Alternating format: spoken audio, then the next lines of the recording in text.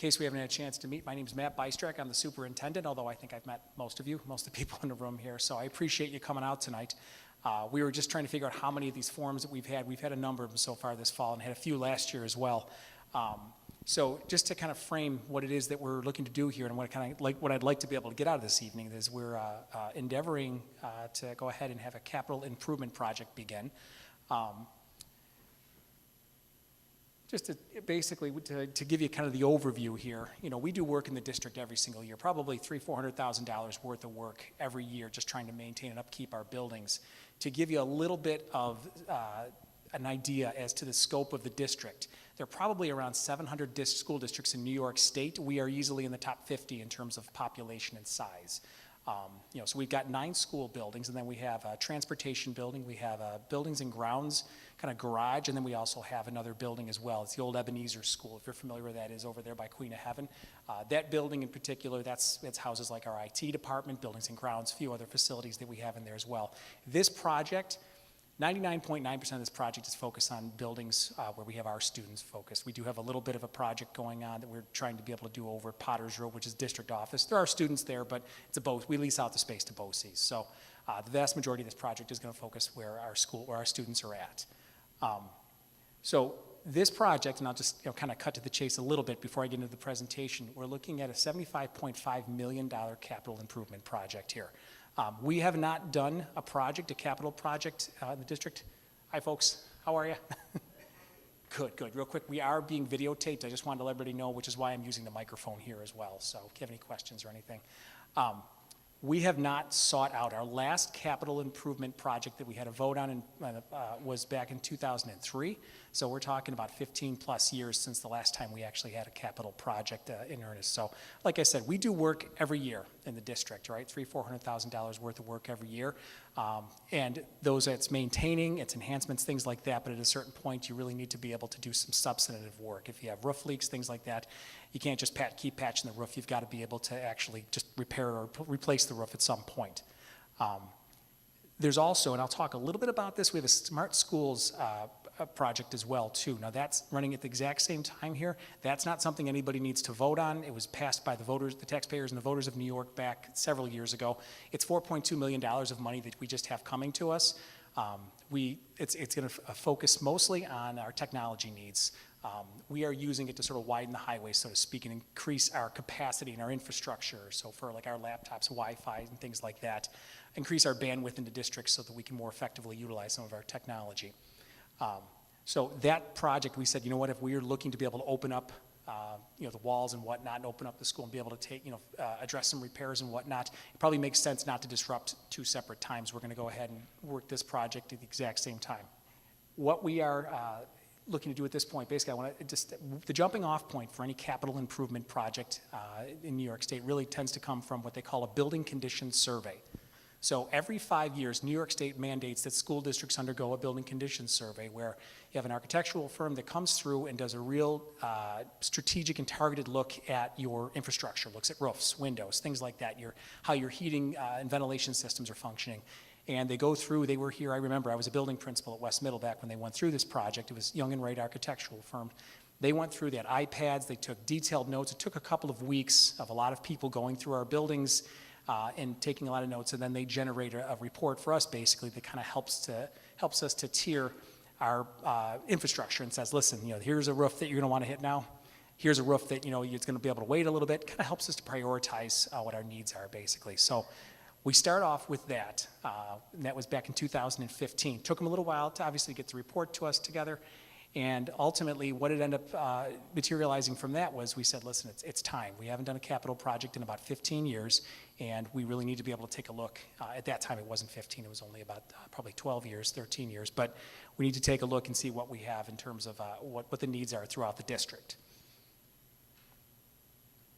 So I'm going to, in a second, get back to this part of it as far as capital outlay projects. That's some of the yearly work that we go ahead and take care of. But ultimately, we surveyed people throughout the district. We talked to building administrators, we talked to teachers, we had community forums. We talked to our custodians, and pretty much anybody that has interaction within the buildings. We talked to them to try to get their perspectives, knowing full well that we had the building condition survey, but we wanted to talk to people that are utilizing a space on a regular basis and get their perspective. So we pulled all that together, and over the course of really a few months, and ultimately we ended up with about $150 million worth of work that we said all this work could be done. None of this is frivolous. It's things that we need to be able to do. But one of the things that we wanted to be able to look at with this project was to not increase taxes as a result of this project, all right? So we pared this project down into things that we want to include in this particular capital bond, and then things that would be more long-term in scope that we're not voting on right now. I can tell you an example of something that's long-term in scope is our auditoriums, looking to renovate some of our auditoriums. We're not voting on that in this particular project. We said, you know what, it's a need, it's something that we can definitely do, but we have some other things that we want to hit first, like roofs and boilers and things like that. So paring it down from $150 million to $75.5 million enables us to have a project that is not going to result in an increase in taxes. Again, I'm kind of cutting to the chase a little bit, but there are some slides later on in this PowerPoint that'll actually illustrate that for you and shows you year by year what we would be paying, almost as if you had a mortgage that you were paying on a yearly basis. Right now, we pay about $1.9 million a year in debt service. That amount is declining. We're paying off our mortgage, essentially. What we are looking to do is trade some new debt for the old, but it won't exceed that $1.9 million a year. In fact, it'll drop below that, as the slide's going to show you, at some years, but it's not going to exceed that $1.9 million. That was a goal that we had, again, not to have a tax increase related to the project. So, all right, I jumped to the money part of it a little bit because I think that's an important part that we need to be able to talk about. Capital outlay projects. So what capital outlay, every year the state aids us on up to $100,000 a year in projects. Now we have with us tonight our Superintendent of Buildings and Grounds, Joe Farr, who this year I think got within about 27 cents of that $100,000. That was pretty impressive, Joe. Also we have with us our Treasurer, Brian Schultz, and then we have Jan Lewandowski from our business office as well. They head up the financial side of this. And they will be answering some questions later on as well. But so capital outlay projects this past year, East Middle School, our pool, all right, some of the pipes, I'm really not saying this probably as technical as it should be, but some of the pipes for the pool were not functioning properly. So we did a capital project to make sure that the pool was up and running properly. A couple of years ago, it was carbon monoxide detectors throughout the district in order to bring us up to code, things like that. We're going to be heading up some of the caulking, the window caulking, and addressing some window issues at West Senior with our next capital outlay project. So this is the Smart Schools Bond Act that I was just talking about a little while ago, and I apologize if I'm standing in the way over here. So basically, this is something, again, it was a bond passed in New York State by the taxpayers, several years ago. All of these projects, they're not fast moving because there's a pretty substantial approval process that you have to go through. Smart Schools in particular was a little lengthier as far as getting, filling out paperwork and getting that to be taken care of. So essentially, though, again, we're just basically, the best analogy is we're looking to widen the highway, basically increase our capacity to be able to utilize the technology that we have now and that we anticipate having in the future. So here's the capital improvement project, kind of a timeline, all right? You can see right there the beginning of it with December 2015, that building condition survey I was talking about. You can see right through the course of the years following that, that we took a lot of time soliciting feedback just from stakeholders, a wide variety of people, before finally presenting this to our Board of Education who on October 9th actually formally said, after an extensive review of the program, or of the plan that we have, said, you know what, we think this is something that we should be putting to a vote. So that's when the actual vote date was set. All right, and again, that vote actually will be taking place right here on December 4th, so 2 weeks from today. 3 weeks, I'm sorry, 3 weeks from today, just like you're voting at a regular school budget vote. So you're going to come in here and vote. It's going to look very similar to that. So this is all on our website, by the way, too. If you go to our website, all of this information is there. Detailed looks at all the buildings and all the different plans that we have around the district. So you can just see this is a list of all the different meetings that we've had and will be having. Let's see here. The only one I would say is that on the 28th, right there, 11/28 at Allendale Elementary, it's actually been changed to the 29th at Allendale. But if you look at the website right now, it's correct on the website. I think we just didn't change it on the PowerPoint. So But you can see we've met with a wide variety of stakeholders. We've met with the district parent council, sports boosters, band boosters. We were at the senior center, may go back to the senior center again. I've been to a few different PTAs. We were at West Senior's PTA. That West Senior, West Middle, those were fun. We actually kind of walked around the building a little bit and kind of looked at some of the work that we're looking to address. A wide variety of different meetings and forums that we've had, and really just sort of tailored them to the individual groups that requested that we come in, mostly PTAs when it comes to individual buildings. This particular presentation is going to be more of a global presentation for the whole district, but please feel free to ask questions pertaining to whatever specific building or area you're concerned about. So again, we took a look at comments from our user groups. So things like security came up, building shell, warm, safe, and dry. That's what architects like to focus on. Those kind of have to be the foundation of any capital project. So roofs, things like that. I can tell you there are some buildings that the roofs really do need to be replaced one way or another. Some might be able to wait a little bit longer. So our music, we found that our music, in a couple of buildings in particular, this building we need more storage. West Middle School, we need more space, all right? I can tell you that West Middle, there's tubas and hallways and things like that. They just don't have the space to practice, for storage. Very robust program within the district. West Middle is no exception to that rule. We're at our science classrooms. So you're looking at like art classrooms, science classrooms. I'll just speak specifically to science. At one point in time, I can tell you that you look at the work the kids were required to do to meet the expectations that go along with with the New York State science standards, and specifically on Regents exams. The work that kids are required to do right now is very experiential, hands-on. The standards don't talk about things that kids will know. They talk about things that kids will do. So we really need to be able to create spaces that are going to help our kids to be successful in those areas. In some cases, that might mean taking 3 classrooms and make it into 2. Now, before we make decisions like that, we talked with science teachers and building principals and directors and department heads and said, we said, this is what we have to work with. What do you think? And they said, they gave us the feedback. And frankly, one of the things, I'm going to step aside for a little bit here. When you walked in, you saw some scope boards out there with pictures. You go to the website, you'll see the same thing. Anytime you see a layout, all right, like a classroom reconfigured or an office or something reconfigured, those are not blueprints right now. Those are conceptual designs.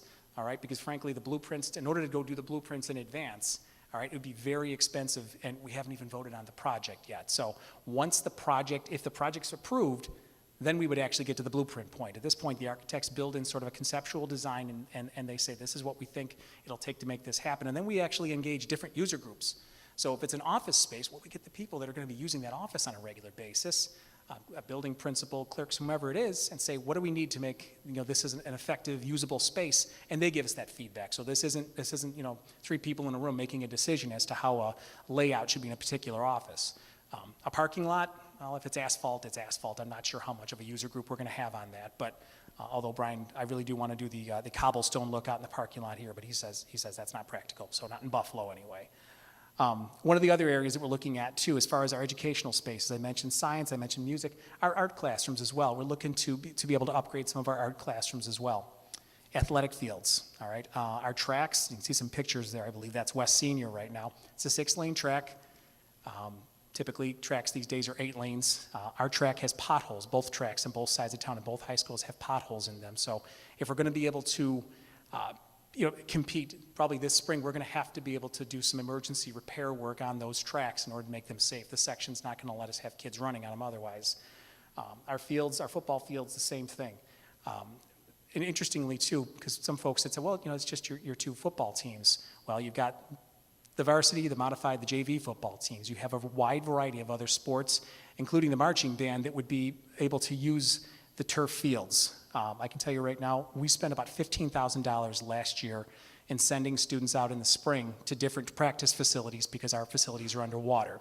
So even things like the baseball team or lacrosse and whoever it is, in the spring, they've got a place that they know they'll be able to practice as opposed to having to go to Salins or something like that, or Sportsplex or wherever it might be. So, some other areas too. Just one thing and with the athletic fields too, and this has been the conversation's been evolving a little bit from the very first time we contemplated this, but our athletic fields, we're as I mentioned, a large school district, probably top 50 out of 700 in the state.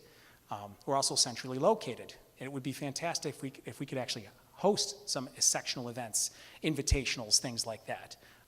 And you may have heard this, but we have 2 really good football teams, both high schools, both sides of town. One of them is actually going to the semifinals this coming Friday. The next step after that would be the state championships. which we just had West there last year. So, but it's interesting. The Spectrum television station has covered those, but they haven't covered us yet. Yet we've been this complete and total dynamo. Like, both of our teams have been outstanding teams. We haven't had a whole lot of coverage. Our press boxes aren't up to snuff with what other districts have. So things like that really do. That's not the main deciding factor, but these are things that make us say we really want our students to have the same advantages that other students in other districts have. So, and then one of the big ones there too, our site work. Okay, when we say site work, you're talking sidewalks, parking lots. Has anybody ever been in this parking lot during a good rainstorm? Okay, all right. So which did you use, a canoe or a kayak to get through? Yeah, exactly. It's rough. Okay, so we have some drainage issues that we have to be able to address. If anyone feels like it, Joe Farr here says he would take us in his pickup truck down the road that connects East Middle and East Senior here. That road is in rough shape, I will tell you. Just a lot of potholes, a lot of patching. Again, you can only patch so much. So just looking at the capital project goals here, you look at your health, safety, and welfare, security, accessibility, things like that, and you start breaking it down by facilities and infrastructure improvements, building utilities, educational space and program, and then site improvements. The PowerPoint that's here and that's online has all the different projects kind of categorized in that sense. So some of the health, safety, and welfare and security upgrades. So secure entrances. So we have 9 buildings in the district where students attend school. And I can tell you that some buildings have better secure entrances than others do. They all have locks on the doors, don't worry, all right, we're covered there. But if you were to go to East Middle School, for instance, it's a nice setup. You walk in, you buzz to get in, you walk in, and you are in what they call like a man trap. I didn't make up the term, but you're stuck in this little vestibule, and somebody kind of asks what it is that you're here for, and then they let you into the rest of the building. They buzz you in. All right, what we want to do is create that structure in all of our buildings throughout the district. All right, so there are some buildings that naturally, their design naturally lends themselves to that, and there are others that aren't, it's not as easy to do, so you really have to do some pretty substantial work to make that happen. Even things like the intruder function, interior door hardware at classrooms. These are basically doorknobs that are very easy to lock from the interior in the event of an emergency on all of our classroom doors. Existing toilets, as far as like ADA requirements, and some other ADA, Americans with Disabilities Act requirements as well that we're trying to be able to upgrade. So again, facilities, infrastructure improvements, so roofs, skylights, not exciting things. I will tell you the vast majority of this project are things that if you're just casually walking through the building, you're not, I want to call them boring, because I'm sure some people think they're very exciting, but to walk through a building, you're not going to notice that the roof was replaced other than the fact that there's no water pouring in. At West Middle School, for instance, we have one whole bank of lockers. It's a pretty substantial bank of lockers that we don't utilize anymore because we've had the right wind on the right day with the right precipitation, and you get water pouring into the lockers. I can tell you that they've been working to be able to address that, and for years and years, and every time they think they have it, that particular roof, it tricks us again and somehow starts leaking. So some of the masonry and like pointing up, pointing up the bricks and whatnot, and then replacing some of our exterior doors and windows too. So, and then some of the things like your clocks and your PA systems, exterior lighting, upgrades, in many cases to make things more efficient and end up being cost and energy savers in the end. The drinking fountains, to me, that's interesting because that has actually received quite a bit of, I think it's a great thing to have the drinking fountains. It's the ones that you can put the water bottle under and the kids get the water. I've gotten more positive feedback on that one bullet there. People absolutely love the drinking fountains. Heating and ventilation upgrades, plumbing and lighting power, IT upgrades, all these things would be included within the building utilities. So I mentioned this before, some of our educational space improvements. So you're looking at art classrooms, science classrooms. Again, just giving our kids the hands-on experiences that other kids in other districts are getting to be successful. Music spaces. So we are not seeking to add additions or things like that, except in one place, West Middle School, where I mentioned the music programming is very tight. We are looking to increase the footprint there and add basically a band room or a chorus. It'd be an additional music rehearsal space. That's the only place in the district, though, that we are looking to increase our footprint. Everywhere else is working kind of with what we have. So then, as I said before, too, East Senior, we're looking to increase, to add some music storage here. If anybody's been to any of our musical performances or productions within the district or theatrical productions, we have an extremely robust music department and just, theatrical performances are just top notch here. Actually, I want to say in the past maybe 7 or 8 years, the National Association of Music Merchants, or NAM, has rated us a best community for music. We make that list, I would say, maybe 5 times in the past maybe 6 or 7 years. So we're consistently, performing at a high level in those areas. We get a lot of kids. We get the numbers. So some more of the educational space improvements. So some things they come down to safety, but it's also educational space improvements too. If you go to some of our gymnasiums, the old big doors that they have that divide gymnasiums that take 45 minutes to close, and it's not the length of time that's the problem, but those aren't even up to code anymore. We need to be able to replace those with roll-down curtains like you see at our high schools and actually I know West Middle has it too. Refinishing gym floors. Again, that comes down, it's not just educational space, it's safety as well, and the same thing with bleachers as well. So in some of the gym wall pads. So I mentioned before some of the concerns that we have in terms of our athletic facilities. So it's in some cases it's going to be addressing safety concerns with bleachers or our press boxes, a new tennis court just at West Senior. Again, we were looking at East Senior. We were able to make some repairs so that we could work with East Senior's tennis court until the next project were to roll around. We can consider it again. But again, you look at the cracks there. You look at the tracks that we have, and as far as even just the amount of time and energy that our buildings and grounds crews spend maintaining our fields. All right, there's a substantial amount. They can only be one place at a time, so energy they devote to one area is energy they cannot devote to another area. And then a concession stand over at West Senior. I can tell you that there's in order if somebody wants to use a bathroom, they have to use one of those porta potties that they have outside there. It's not an ideal situation, especially for individuals that might have some mobility issues. So again, some of the infrastructure improvements or site improvements that we were talking about, just simple things like fixing sidewalks, addressing some drainage issues, some parking lot issues. One of the things that I always used to hear about as a building principal was that we need more parking space. Well, in some areas we're looking to increase the number of parking spaces that we have. So this actually kind of goes, and I won't linger too long on any one of these slides because there's a number of them, and these are on the website as well, but it kind of goes blow by blow at some of the different schools. Every school is listed here, so all 9 schools plus the district office. So you can see some of the things that we're looking to be able to do here at East Senior. Now, interestingly, at East Senior, the setup that we have right now is somebody buzzes in over here, but it's very much removed from the main office. And the main office being in the center like this, there are certain times and places or certain times and reasons that it's actually a good thing to be able to have a little bit of privacy or a little bit of separation from a portion of the school. So what they're looking to be able to do in this wing over here is have the main office, so you'd have a secure entranceway right over here. Somebody gets buzzed in, somebody in the main office is checking them in if the main office is right over here. And then what you have too is you have your guidance counselors and your social workers and your psychologists and whatnot, and your resource officer that would be able to work with students. So if they come down to the office for an issue, or let's say they come down to see the guidance counselor and it becomes a more sensitive matter that they need to involve the administration, well then they're not parading around the center of the building. They're over here, a little tucked away a little bit. So that checks a lot of boxes in my mind. Looking at things like the roof work over here. Some windows for the pool, things like that. Then looking at the drinking fountains, exterior LED light fixtures, all right? So we always want to make sure that our outside is amply lit, but unfortunately it costs a lot of money to run the lights that we have outside for any period of time, so just trying to be more efficient there. And then obviously we talked about renovating some of the music classrooms, the science classrooms, then a little bit of work on the gymnasium as well. So again, looking at secure entries, music, roof, and then the science classrooms, just some of the big hitters over here. And again, what we're looking to do right now over at East Senior here really would just be focusing on the track. Again, we'd be looking to go from a 6 to an 8 lane track and then to have a turf athletic field over here. I can tell you the marching band, there's this great story that the marching band several years ago, they have their home show here every year, and the one year their performance required them all to be laying down on the field. Well, there was about 3 inches of water on the field with them, so they're laying down doing what I can only call snow angels in water, or water angels on the field there. Wouldn't have happened with a turf field. So I bring that up just to say that there are a lot of other folks that will be using this. Vinny DeLoso, our athletic director, actually did a kind of a nice presentation a few weeks back for the Board of Education where he talked about the number of different groups and organizations that would be utilizing these turf fields. It's pretty substantial. So we're looking at West Senior. Again, similar issues there. So you're talking about some of the roof hardware, or I'm sorry, the roof, the door hardware, some exterior doors as well. And right now, I'll just tell you specifically on the south side of the building, they're having some issues with water, coming through the caulk. It's drying up and pulling away from the windows. Again, Joe, I'm probably not saying that properly, but we're looking to be able to address that because it's causing the interior wall on the south side of the building to crumble.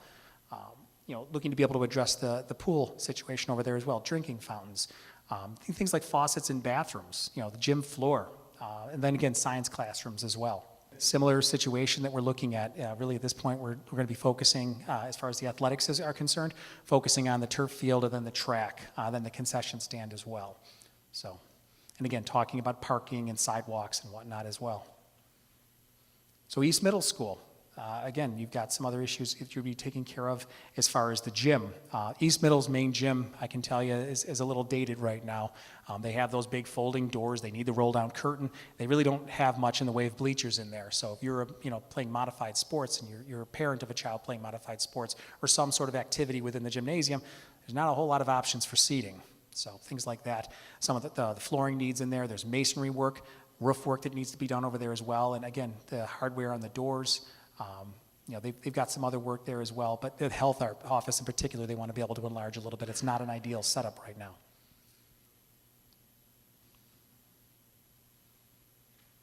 So one of the things we're looking to do there is adjust the parking lot a little bit, basically. So to put some in parking spaces, that's right. If you can, all right, got my little laser pointer here. So this is the school over here. So basically, this is the bus loop over here. Parents right now have an option of parking along here. All right, and frankly, it's not enough, and especially in bad weather, you don't want people crossing roads unnecessarily. So essentially, creating some more parking spaces here, we think is going to go a long way. And honestly, any building in the district, and Joe would always tell me this, that when these buildings were built, they didn't have the kind of events that we have now that bring people in on a regular basis, all the different honors, breakfasts, and all the different, productions and things like that. So the parking spaces, they're not adequate to be able to meet everything. Not that the extra 20 spaces or so, whatever there is we're looking to do here, are going to completely meet our needs, but it'll help us get a little closer. West Middle School, as I said, this is the one area that we are looking to increase the footprint. So right here, just off the back of the auditorium, just to add some music rehearsal space. Another area that looking at West Middle right now, I can tell you, the main parking lot's in this area right here. This is where you would park. This is a great bus loop here with a really nice main entranceway there, which currently is really not utilized. You park in the side over here, you buzz in, and you walk all the way down this long hallway. What we're looking to be able to do is reconfigure this it'll show you in a second here, but reconfigure this traffic loop basically is to put some parking spaces in here because there are no spaces here right now. It's just a bus loop, and have this be our main entrance and reconfigure the main office in here a little bit so that we can, again, have that secure entranceway. Some of the areas that we're looking at as well, again, the roof, as I mentioned before, some exterior doors, some idea that looking at some of the lighting, and then some additional parking or addressing the parking lot needs as well. So we talked a little bit about, so this is, if you can picture it, this is Center Road, all right? So currently, this is where everybody parks. If you're coming to West Middle, you park over here, and you come in this side door over here, or over here. What we are looking to do is create some parking here so that during the daytime, parent comes in for a parent meeting, pick up a sick child, that parents will have a place to park in the middle here. All of our buses will fit in here. One of the goals you always want to have if you're looking at buses, you don't want buses and cars mixing. Right now, we can fit most of our buses in here, but there's still some that have to line up over here just because of space constrictions. So adding some parking spaces over here, and then this is actually one of my personal favorites. Right here, this is Eileen's Bakery over here. Not that I'm plugging Eileen's, but we will have this on the website. We're looking to have a parent pickup and drop off over here. So parent wants to is dropping their child off to school. They would, instead of right now, they come in over here and they're, again, mingling with the buses. We would have them dropping them off over here in a loop, and there's no bus traffic over there. All the buses would be contained within the bus loop. So basically, parents would drive in, there's like a circle, drop off, and I will tell you, this wing right here, this is the 700 wing, this is the 800 wing, this is the 600 wing. These two wings right here, there's the CAF right here as well, the two cafeterias. That area, right now, students have a much longer walk down the hallway. This is about a tenth of a mile from here to here, by the way, but they have a much longer walk down this hallway to get to the majority of the kids' homerooms. Now they pass right by the cafeteria, probably get their morning breakfast, and their homerooms are right here. So that's an advantage right there. So, looking at Allendale Elementary, and now we're going to heading into the elementary schools. I can tell you that it's a lot of the same sort of stuff. So I will move through the elementary schools a little bit. No less important, but there's some commonalities you're going to see in terms of this is Allendale. They need a new roof, some masonry work. Locker rooms need to be renovated. Entryway, that's another area we're trying to create a more secure entranceway. Drinking fountains, gym bleachers, folding partitions, some of the other things I'd mentioned before, as well as some damaged sidewalks and curbs. And just, some more, up-to-date pictures here. Looking at Clinton Street Elementary. Similar things that need to be taken care of. Even some of the things like stair treads that you don't realize, but these stairs, these are the original stairs, and they just, at some point, the treads, there's grip, call them like grip tape, I guess, but they wear down, all right? They're built right into the stairs, and they become a hazard. And then there's some that are just cracked altogether, so we need to be able to replace those as well. The roof, some exterior doors, masonry work. Again, you can see the folding partitions, so there's some commonalities. One area I will point out real quick, I forgot to. So east, it's funny, my parents, or my grandparents lived over on this street right back over here. And I remember there was no neighborhood back here before. My grandparents were over here. Well, there's a sidewalk that leads to this neighborhood, and a lot of people use it.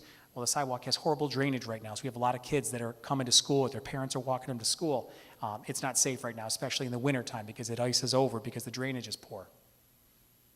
So again, just looking at some of the areas we're looking to address there.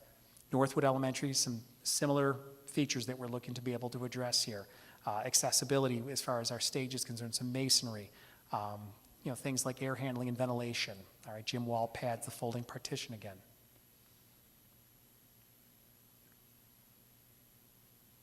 All right, this is West Elementary. West Elementary is, again, similar. Looking at the terrazzo stairways there, the roof, masonry work, drinking fountains, gym wall pads. We are looking to put an awning over the main entrance over here. We've reconfigured the building a little bit, and this used to be where parents would typically go, but parents go over here now. And right now they stand outside in the pouring rain until somebody lets them in. We're just looking to put an awning over this here. Also to identify this is the main entrance that we want parents coming into as well. One of the other things we're looking at as well too right now, the pool. We did have a pool that was functioning over here, which is no longer functioning. It wasn't cost effective to repair the pool. The amount of money that would have cost to repair the pool wouldn't make it cost effective, and we have 4 other pools in the district that people can utilize.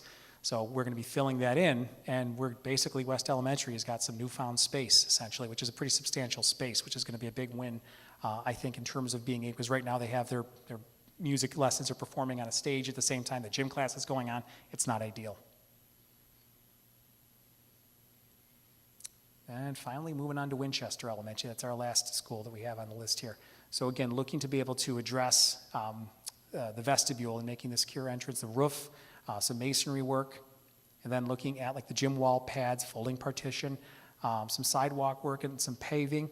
One thing we are looking to be able to do here though too, this would be new. So right now, this is Harlem Road, if you can picture it right here. Parents come in, and I've been there in the morning. It's pretty hectic. People dropping off in the morning. You have this big loop that develops, and what we're looking to do is make this a one-way road that would basically go out onto the side street there so parents could go through in a safer and more efficient manner.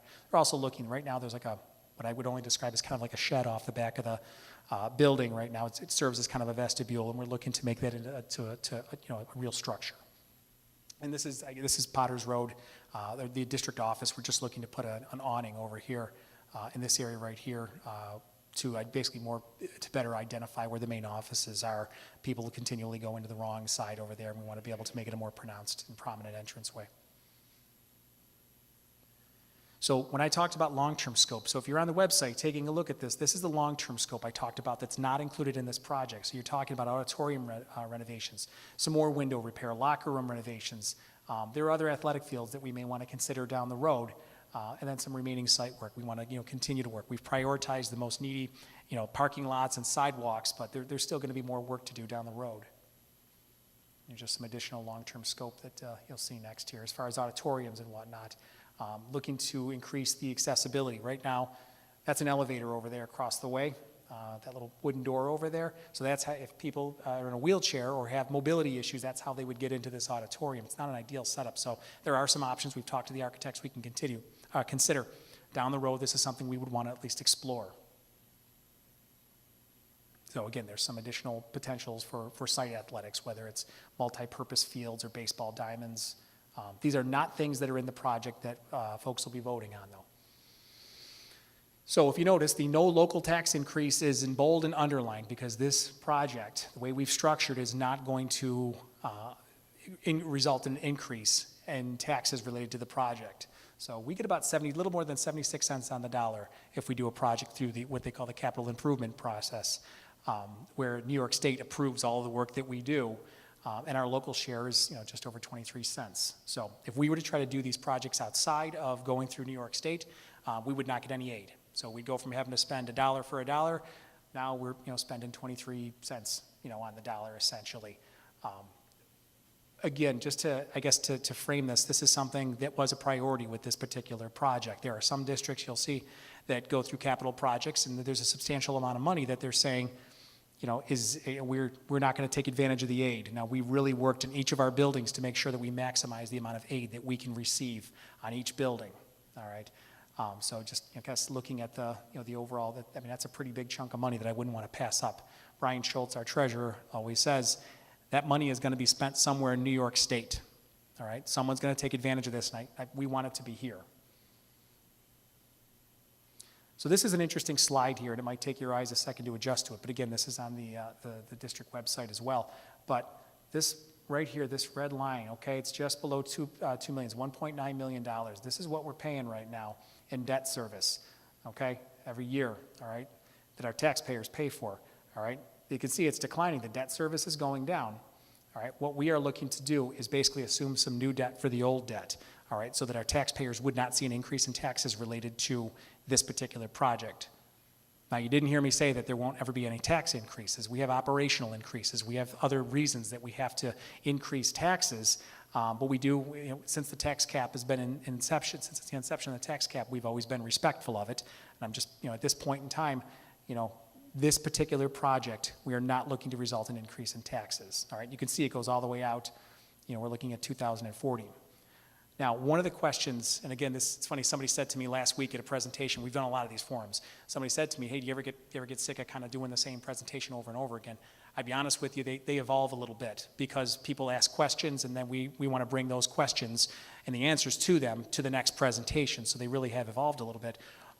Somebody had said to us a little while back, well, isn't our population declining? Isn't West Seneca and Erie County, aren't we losing population? You know what, if you'd gone back several years ago, that probably was the case. We have stabilized. Erie County, actually, there's an article not too long ago, showed that Erie County bumped a little bit, and West Seneca actually bumped just a little bit in population. Not tons, but a little bit. We have got a few different metrics that we use to be able to predict what our population might look like 6, 7, 8 years out from now. There are 3 different ones. We use a live birth rate from the Erie County Health Department. We use something called Forecast 5 Analytics, which is something a lot of districts use.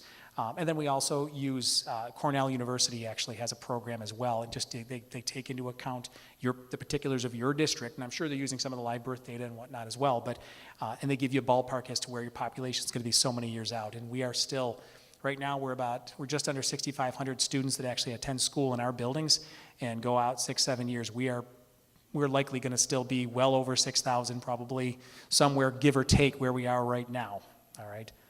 So when I think to myself, we're still going to have the need for the facilities that we have. We've closed 2 elementary buildings in recent years, and I feel as though where we are at right now as a district, we're at a pretty good point in terms of our population and our building capacity. So again, looking at the cost of the project, $75.5 million.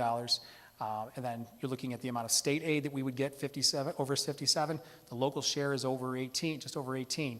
So, but again, at the bottom there, you'll see it. The amount to be covered in additional taxes is 0. All right, and I can tell you that Brian and Jan worked very closely with our financial folks to make sure that that's something that we could realize. This is, again, all of this is on the website, but this is a nice slide here as well. So you're looking at, it kind of breaks things down a little bit. So, your health, safety, welfare, your facilities and infrastructure, your site improvements, building utilities, things like that. Gives you kind of a percentage in what we're looking to spend in each area. There's a lot of overlap with some of these, as I mentioned before, with, it's something that might be, you might say, oh, it's a facilities issue in terms of, our stairs and things like that. Well, it also becomes a safety issue too, if somebody's, can't get up and down the stairs in a safe manner. So there is a little bit of overlap with some of these, but ultimately, I think this is a pretty good breakdown. So long-term plan schedule. One thing people have asked us as well is, you can do all this work in 1 year. We can't do all this work in 1 year. It's 10 to 12 million a year, maybe 15 million in a particular year. Does that sound about right, Brian? That's probably about as much as we can handle in one given year. So you can see there's different phases of the project. So this is, you're probably looking at, probably 6 years or so. All right, and one of the things too, another question people asked us, would you be updating the community in terms of how the project is progressing if the bill is, the bond is passed? Absolutely. That would be something we'd really be very eager to do. We'd first have to sit down and kind of prioritize the projects, because that question came up as well, as how do you figure out what comes first? But we would want to be communicating on a regular basis with the public as to what it is that we're doing, how the project is rolling out. So you can see it's not all just taking place in 1 year. So I'm going to back up a little bit here, though. So, Brian, is there anything that I didn't cover here? And folks, we've got some microphones if anybody has questions, too. I would just want to clarify a couple points based on past questions that we've heard from other presentations and that we've read in the newspaper. Questions about, will you get the state aid? What if the state cuts the aid? The 30 years that I've been working directly with schools and 40 overall in government, the capital aid of school districts has never been cut. When Governor Mario Cuomo back in the early 90s had a substantial cut in aid to school districts back, I think it was 90 or 91 or 92, and then Governor Patterson in 2008, and through that whole period where we were losing roughly $8 million a year, capital aid was exactly what it was supposed to be. And why is that, people ask? Because the state of New York backs our debt with their faith and credit. So if we go bankrupt, they owe it. Every bond that when we write a bond and sign for it, it goes to the state. They are now the backers of the debt. So one, they want us to do these improvements because they feel they have committed so much to our facilities, but two, they're also on the hook if something happens. If we had code violations, they potentially could be brought in a lawsuit. So they want us to stay up on code so that the buildings are in a safe condition. I'm sorry if I have my back to you over there. We look at those things closely, and we want to make sure that people understand that the capital aid is not an aid that would go away like other aid that we have. So that's why when we did that graph back a few slides ago, we are extremely confident. We're also extremely confident on the aid factor, which is about 96 or 97% of the project. Working with our architects, Christina's here from Wright & Young, they have from day one, over a year and a half ago, analyzed every time we looked at a building project, what's not aidable. Not aidable stuff would be pushed out. Matt showed a list of things that we aren't going to do in this project, and part of the reason you're not doing them, like more auditorium work or more parking lot work or some of the other factors, is that would then become non-aidable because you're trying to do some other work.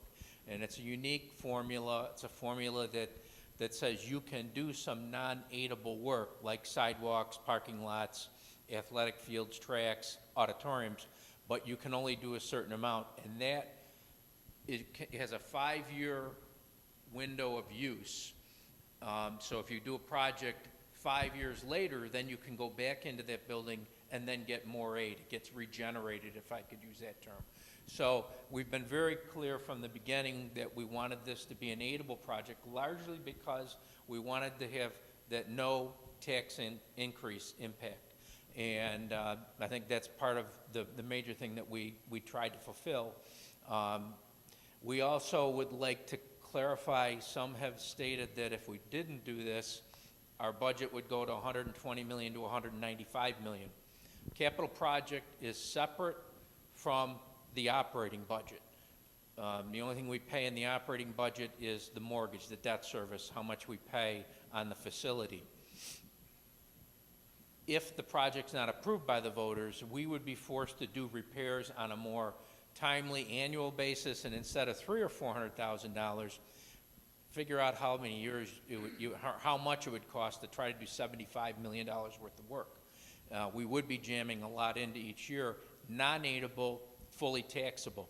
So now you would have a tax impact. So the big benefit of this project is use the resource that's out there, that's the state of New York with 76% aid, get them to pay for most of the project, and then we have debt and we can extend our payment over what is generally a 17-year amortization. So if we don't get an approval, we still would have to come to the voters every year in our school vote with our budget saying, we're doing this and we're going to try to do another X amount of facility improvement. But quite frankly, I can tell you it's not feasible in my lifetime or in anyone that's here to get $75 million worth of work done out of budget. That's why the state engages in what's called capital projects and capital project financing to ensure that districts can do these types of projects over periods of time. Those are two things that we've heard a lot of. Absolutely. Thank you, Brian. So you guys have been great listeners. Do we have questions? When you talk about roof replacement / renovation, are you replacing the roofs? In some, Or are you just gonna do, if the building warrants a replacement, you're gonna replace it? If it just warrants some, say, patchwork on a couple of roofs, is that all that's gonna be done? in some cases, honestly, our roofs really just need a full-out replacement. So we are still exploring some different technology that's out there right now. It doesn't mean necessarily ripping things off. In some cases, I saw one technology where it's almost, you kind of get off the loose rocks and then you actually almost, you put like a coating of like a rubberized material that hardens, all right? There's no seams and things like that you can use. So we're replacing roofs where we feel they need to be replaced, essentially. So that's not the case for all of them. Made of? Aren't they rubber or PVC Oh. roofs? There are some PVC, a lot of them are built up, tar, felt paper, stone on top. And there are some PVC, we do not have rubber roofs at this point. Because admittedly, it seems like some of this stuff is regurgitated from the last renovation work. That, oh, we're gonna do this, and it's like, did we do any replacement back a number of years ago when we had these other roofs? Small sections, and we had very little roof, we had 20-year warranties on roofs, and there's very little left under the warranty right now. That stuff would not be replaced. Just to add to that, as Matt was saying, this is a very large district and there's a lot of square foot of roof, and everything that's included in the project has been past its warranty for some time now. And we're looking at the most cost-effective plus what kind of warranties we can get for the district with these roofs. So we're not really touching the newer stuff, we're making sure that the older stuff is repaired. The other piece to keep in mind, you may think of it as today, and we did a project in 2003 where we did do some roof work. Some of the roof work here will not be done until 2028, 27 or 28. We're looking to do them in the periods when it's most effective in the grouping of the project, which one of the questions we've been asked a couple times is, when do you do buildings, how do you do them? We'll take buildings, like we might pick East Senior one summer to work on, Allendale and West Elementary one summer to work on. We will also group to do roofs so that we can get a very good price by getting a vendor in to do a series of roofs rather than asking them to come in and do one roof. So we're working on different ways to try to economically do that. But the biggest single problem that's been recognized in the building condition survey required by the state of New York is the number of leaks we have. And again, it's because some of the roof is replaced. The last major full roof job that I know district-wide was the first project I worked in here back in 1989. We did all the roofs. We've done piecemeal work in projects 2 other times after that. And the most recent, I think, is the 2003. So by 2028, we still would have roofs that would be 25 years old. And that's, in this area with flat roofs, I think that's a pretty long period of time for a roof to be expected to have the integrity to keep water out of the building. And Christine, I don't know if you have anything to add to that, or Joe? No? Okay. Thank you. Oh, David. Matt, you mentioned it. We have 5,500 students. About 6,500, yep. I'm sorry, 60. I foiled it last year. I thought they told me 46. No, we're like 64 something, 64 and some change. That's all right, no, it's okay. And honestly, just, it's a good question, and that's just the students I kind of mentioned that attend school in our buildings here, but we also have a lot of students that may go to private schools that we're still responsible for, caring for in some way, shape, or form. They're not necessarily using our roofs and things like that, but just to give you the scope, there are probably a few hundred other kids beyond that, that they might go to a private school, or they may, go to a school for special purposes, special needs, things like that too. So there are other reasons why, other kids may not be going to school here, so. But thank you, yeah. Other questions? Yeah, Gene. This is a 10-year project, apparently. When you go to your financing stuff, I'm off the line. But anyway, when you go to lock in your interest rates because we're seeing that pressure on interest rates now. It's gone up. I took 5 base points this past quarter. So just to kind of repeat the question, yeah. How do you finance it? How do you finance this project is what he's asking. We'll look at it at the time when we begin to start looking for borrowing. And for example, in some past projects, we borrowed with short-term debt, bond anticipation notes, which we're allowed to do up to 5 years. And that right now they're at an incredibly low rate. Bonds fluctuate, as you might know, like mortgages on home, that fluctuates. Right now they are at low price. If we see opportunity at the time we begin to borrow, we'll bond. We did that in 2000 with the 2003 project where we bonded almost immediately in 2005 and 2006. Now, I say that because we're talking about a project in 2018. We won't be in the ground with a shovel and therefore construction work till 2020. I mean, it takes that long, 18-month period between the time the voters approve it and then we have state approval. So we'll look at the market before then to see what's most advantageous. So do you just borrow what you need for that year? Again, that will depend on what we foresee with the planning we do with our architects as far as timing. If you see a good time frame of state approvals, you might, be more aggressive and get, I think as you inferred earlier in the question, do you bond everything up front? Very unlikely in this project we would bond $75 million in the 2019 or 2020 year, simply because it's such a long period, and we would have, you might be familiar with the term arbitrage, which means you've borrowed more money than you need, and you're not allowed to earn interest in excess of the cost of it. So because you'd have so much money, you'd certainly be earning a large sum of interest. So you have to measure that based on timing, but we certainly always are looking to see if long-term rates appear in the horizon to be going up. And we're in a period now where you've seen some market growth. We watch it very closely with our attorney and with our bond counsel to make sure that we're not missing opportunities. So we've also set our bonds up with opportunities that if we did borrow and bond an issue, and 2 or 3 years later or 10 years later, a better rate came along, we could refund that debt. So we give ourselves refunding options to try to depress our local cost, and the state wants you to do that too because that depresses their costs because they're clearly a co-borrower. They pay both the principal and the interest for their share. We pay only our principal and interest, which is what's in that $1.9 million tax portion that we pay. George. And the other bond is coming to fruition, correct? So we're just kind of adding this one now.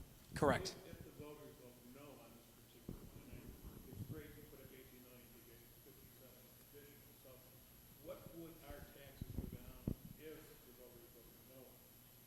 Because the project would, if it doesn't go forward, the other one is finishing up, so there shouldn't be a break in the tax. Yeah, I'll answer, then Brian may want to sound off. I think that it'd be tough to measure because a lot of this work we would still need to be able to do, whether in a bond or not, or in a, through a capital project or, something that's aided by the state or something not aided by the state. So I really couldn't give you that exact answer, and Brian will probably be able to round out the edges a lot better on Yeah, that. pure and simple, if we were looking at that graph, it would drop off down, but it still extends out through, I think, 2035, where you still have a small amount of 200,000. So it would go down from the $1.9 million quickly to about 500,000 to 600,000. So taxes theoretically could go down $1.3 million, but then you would have the problem of, okay, you're going to have to start doing more maintenance work. You know, the $120 million budget every year, how much of that is targeted for maintenance? About 300,000 to 400,000. I mean, that's why I said it would take an incredibly, just on that average, it would take us 200 plus years to do it.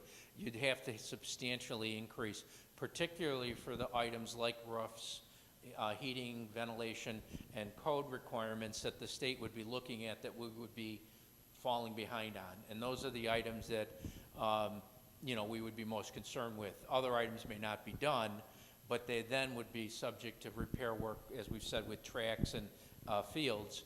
And then we would also have the extended cost then of having to send kids out to practice and do other activities outside of the school facilities because the facilities aren't usable.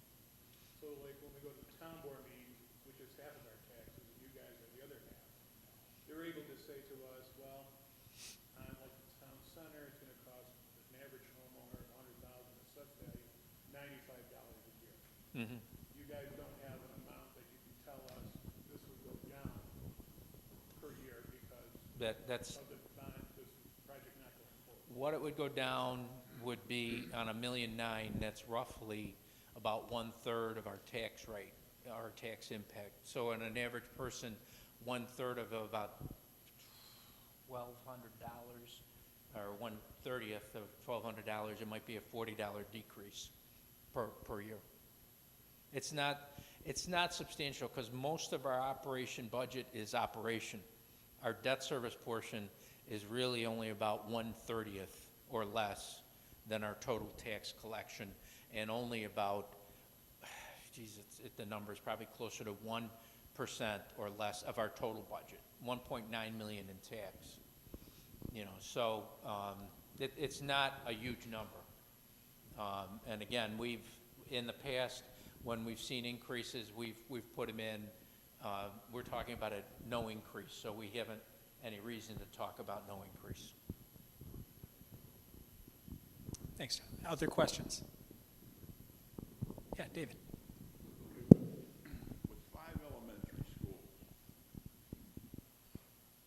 couldn't we look to close Winchester? I mean, the money just from the staff, and it would probably come close to the $2 billion that you're talking about. Yeah, I don't know where we'd put the kids, honestly, David. We don't have, I can tell you right now, we're pretty comfortable in our Let me spaces. jump in real Yeah. quick. We went through that when we closed Potter and we closed East Elementary. People think all the teachers go away. The teachers follow the children because of class size requirements and number of students you're going to have in a classroom. So you might put them in whatever, if we had a number of, and I don't think we have that number of vacant rooms in our elementary buildings, they would still need teachers. What you really do lose and could cut are a principal, a head custodian, a nurse, and a librarian, I think, and a clerk. So you had 5 positions and probably a food service, but that doesn't come out of the general fund, that comes out of the food service fund. So 5 positions that don't even total $650,000 to $700,000. So it is a substantial amount of money, don't get me wrong. It's not $2 million because the teachers would stay, and I would suggest even the nurse might stay because of the volume of students we have that we now serve, not just in our schools, but in the private schools in our adjacent community. So it's not as big a number as the $2 million. Well, plus, wouldn't you have the building expensive, you wouldn't have heating, you wouldn't have to light it, you could possibly sell it, you wouldn't have to fix that roof, so it's more than just $650,000. We would still have to maintain the roof, we would still have to heat it. We did that once many years ago at Gardenville, and the resultant decay to the facility was incredible. When you don't run heat and maintain a facility, it becomes mold in a very short period of time, particularly with the age of some of our facilities. So you have to maintain them in order to make them marketable. And then your problem, people say, oh, you could get money for the property. The Gardenville property, which was a Union Road property, we only got $300,000 for. The Allendale property, which was a former administration building, but also was an elementary building at one time, we got less than $100,000 for. People, in particular developers, don't want these old facilities anymore because they're too costly to renovate because of the way we construct them for schools and the way they would utilize them for their purpose. So they end up just wanting the land, and they don't care what was on there. They'll demolish it. It's easier for them to build new. So we've looked at that, and I think the other piece that people don't remember or they're not familiar with is that when you sell a building, because the state has given you 76% aid for all those years, you owe them some money. So even if we get 100,000 for it, it goes to the state in some portion, or they withhold the money because we still have debt on it, and they're not going to give us aid on that anymore. So it's not a cut and dry, simple, oh, we're gonna walk away with $1 million for that piece of land and save a couple million in staffing. It's not anywhere close to that. And those are analysis we did when we looked at both the East Elementary facility being reduced from that elementary and also Potter Road. And again, we found teaching staff to essentially move with the kids because of the class size requirements that we've established in our district. Yeah, just to add to that too, one of the issues that you run into as well is that, in our current structure right now, we have teachers that are traveling between classes on carts, so that cuts into time for them to, be ready to teach the classes. It congests hallways and things like that. It's not an ideal situation. So because we don't have enough classrooms in some cases, to meet all the needs. Go to West Middle, for instance, and you'll see like foreign language teachers traveling between classes. It just, those are the things that tend to eat away a little bit at your overall program. So just as an addition. Matt usually says this part earlier in the presentation about the building condition survey. Our building condition survey and our analysis really revealed about $150 million worth of work. We're only doing about 75 million of it here now. So there's even more that could have been done, and not necessarily, we chose not to do it sometimes because we didn't need to do the work immediately, or we're looking for a better way to do it at a later time. So that's not going to end. There'll be another building condition survey in 2020, and I'm sure with the way codes are written and changed, both at the local level and at the state level, we'll have more code items we have to address. And the whole project, by the way, is subject to state approval, and if the state reviewers don't see us meeting those code issues, we can't do anything. So code comes first for the state, and then we can do some of the other repair work that we want and need to do. They're more concerned with the things that Matt discussed earlier, like we didn't have that carbon monoxide, or there was a new regulation in 2017, and we had to put carbon monoxide devices in every building. A couple of years before that, there was a big scare about lead in water, so we had to go in and check, test, and replace water fountains. So these things they keep coming in, and I don't think that's going to go away. I think those types of things are going to come in.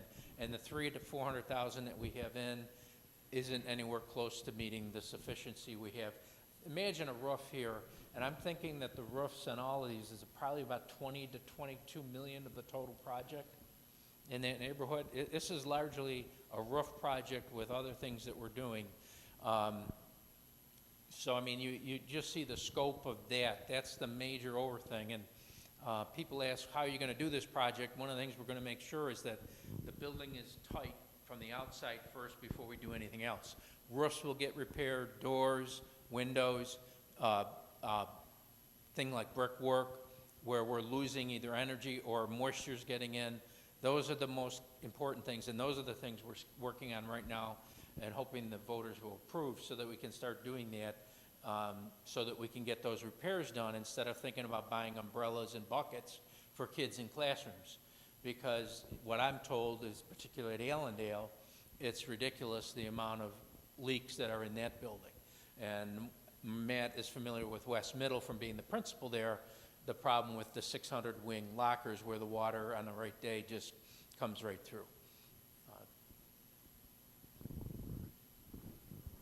Susan.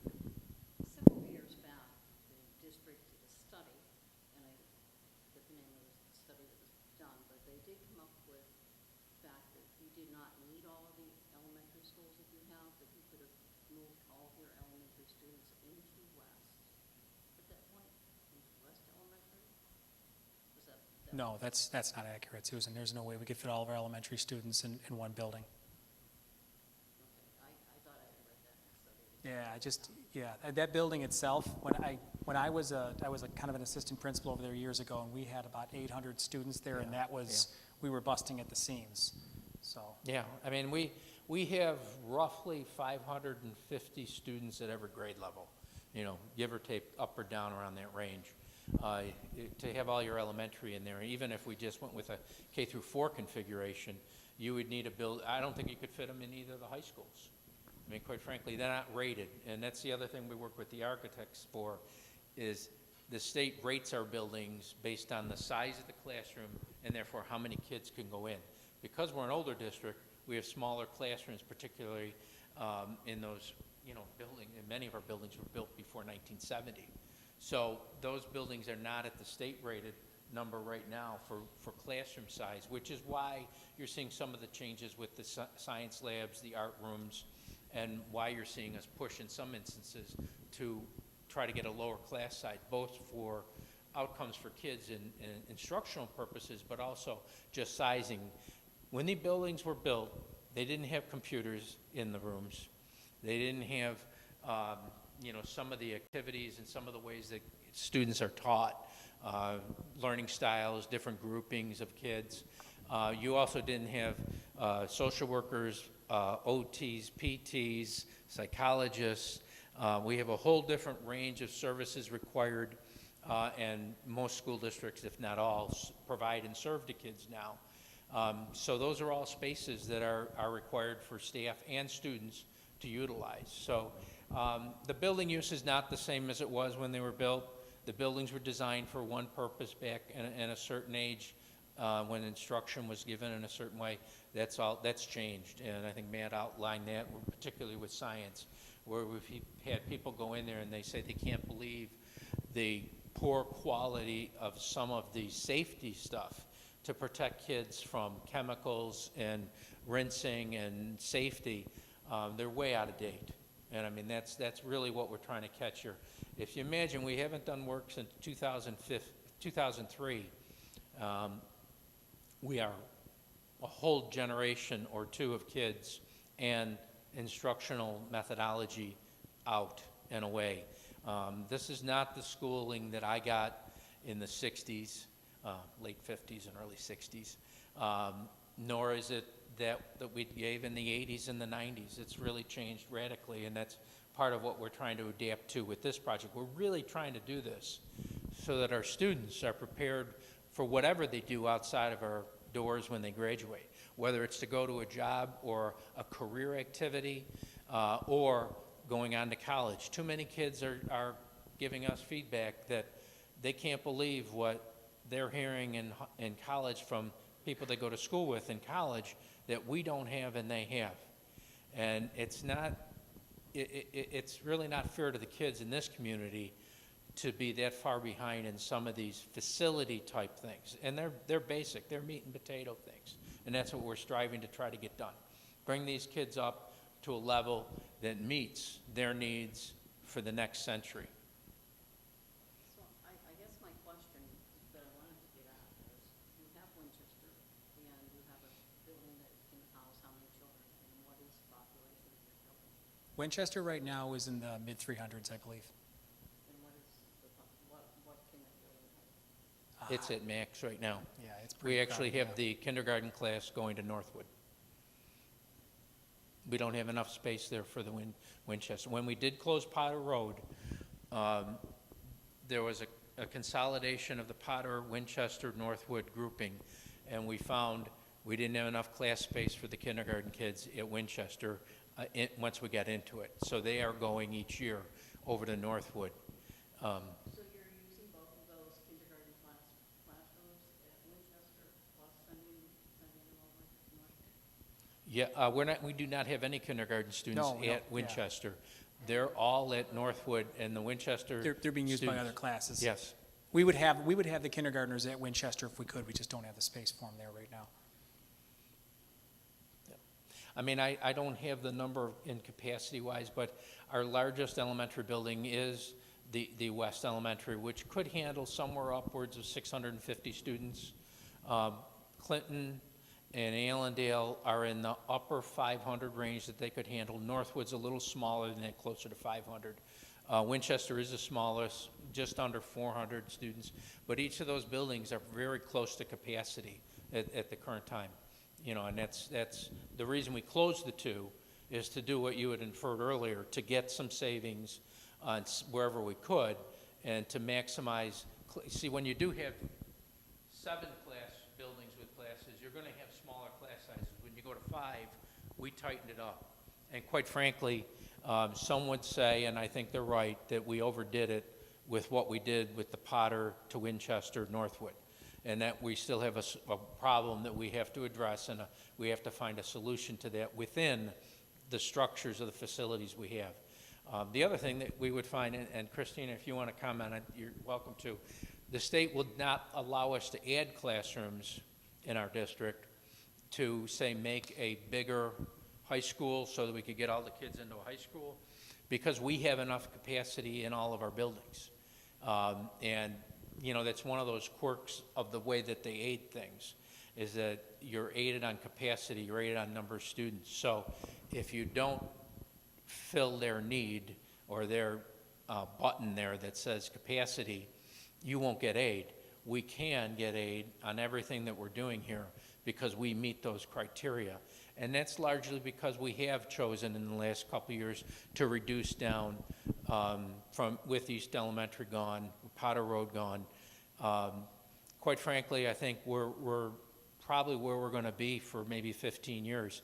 I think the next time you're looking at consolidation, if enrollment and population doesn't shift, could be 2030. I mean, that far off. So those that are concerned that we're spending money that we're not going to use, I don't see that. And I mean, I've looked at this for over 30 years. And I do also have my own way of projecting enrollment, and similar to what Matt alluded to earlier. But they all come out about the same. We're going to be 6,400 kids for quite some time. And if we do get enrollment, like I believe it's not this year, the 18-19 school year, the 19-20 school year, we're actually going to have a bubble start to come in from some births that happened, and I don't know what happened 5 or 6 years ago, but we have a larger birth class than we've had in quite some time. And we do watch that. We'll watch live birth data that the New York State Health Department maintains by school district. And we can see we're 500, 500, 500, 500, and then there's a bubble in there. There's also a couple years it goes down, but consistently through, the average is over 500. It's 504, 505. So multiply that times 13 grade levels, take out 100 kids that are going to private schools, you're still looking at 6,400 students. So it's hard for us to see that changing, and we watch that data every year. It's an important part from the finance standpoint because we want to make sure that we're not overstaffed and spending in areas that we don't need it. And in fact, we'd rather direct that money to something else that might be more helpful for students. So that's something that I work very closely with Matt every year. So we're looking at that. We work real hard at those things. We do, just to add to that as well, we do every year, if there are teachers, if there are retirements, no matter what kind of staff they are, we always ask the question, do we need to replace this person on a given year? So, I mean, I can tell you right now that we didn't replace all the retirements throughout the district that we had last year. We may need to add back next year or the year after, whatever, but we say, you know what, can we do it with what we have right now in a few areas and we're able to squeeze a little bit? We do it. We take advantage of that when and where we can. So Statistically, we're still one of the lowest spending per pupil school district in not just this region, Erie County, Western New York, it's New York State. We're several $1,000s per student less, several $1,000 a student less. And I think that's because we have for years been very conscious of the economics of our area. yes. I realize it's maybe water over the dam, but wasn't Potter Road a bigger school than Winchester? Potter's Road is a bigger school than Winchester, yes. Because to me, it was stupidity to have closed Potter Road being a much newer building than Winchester. And then you had a bigger facility than Winchester. Now you're busing students all over the district. Now, when there was a redistricting back when Dr. Sager was here, the emphasis was to try and have every grade level the same throughout all the buildings. And it seems like it would almost behoove us to think about either reopening Potter Road, I think we still own it, do we not? We do. We actually have We're there. district offices over there, and we also have BOCES leases out some space there too. It behoove us